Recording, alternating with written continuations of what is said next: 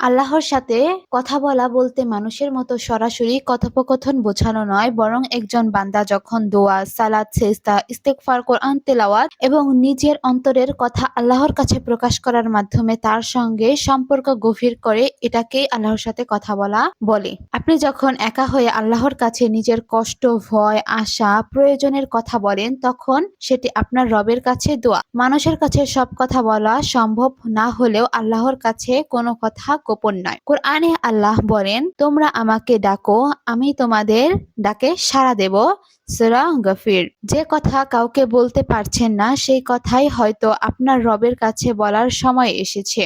সালাত শুধু একটি দৈনন্দিন আমল নয়, এটি বান্দার রবের সামনে দাঁড়ানোর সুযোগ। বিশেষ করে সিজদাহ একজন মুমিনের জন্য অত্যন্ত গুরুত্বপূর্ণ মুহূর্ত। রাসূল সাল্লাল্লাহু আলাইহি ওয়াসাল্লাম বলেছেন, বান্দা তার রবের সবচেয়ে নিকটবর্তী হয় যখন সে সিজদায় থাকে। সহিহ মুসলিম। রাতের নির্জন সময়ে তাহাজ্জুদ এমন একটি ইবাদত যেখানে মানুষ নিজের অন্তরকে গভীরভাবে আল্লাহর দিকে ফিরিয়ে দিতে পারে। দিনের বেলায় আপনি সবার সঙ্গে কথা বলেন, কিন্তু রাতের নীরবতায় কিছু সময় আপনার রবের জন্যও রাখুন। কোরআনকে শুধু পড়া নয়, বোঝার চিন্তা করা এবং জীবনে প্রয়োগ করার চেষ্টা করা জরুরি।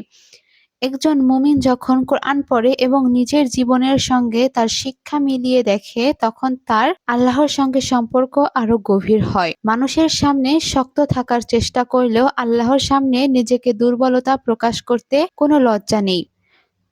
আল্লাহর সাথে সম্পর্ক কিভাবে গভীর করবেন? ৫ ওয়াক্ত সালাত ঠিক করার চেষ্টা করুন।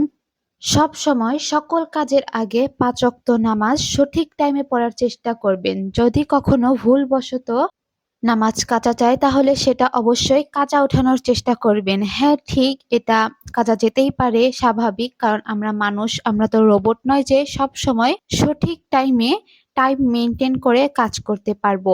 কিন্তু সব সময় সঠিক টাইমে ৫ ওয়াক্ত নামাজ পড়ার চেষ্টা করবেন।